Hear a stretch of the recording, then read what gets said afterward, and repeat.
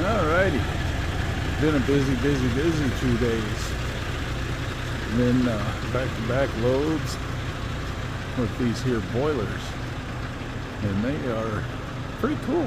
Not messed with them before, but man, I like hauling these. Great agent, great rates, something new and interesting to tie down.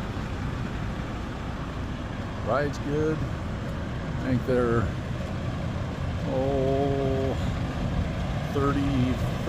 35,000, something like that. And second one I've hauled going to the old power plant.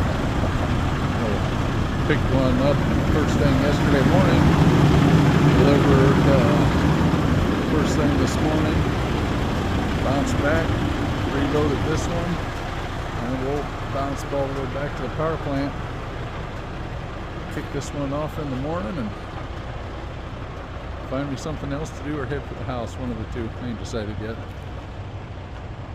See what pops up on the load board. Maybe I can find something, finish off the week, but it's been a pretty good week, so catch you later.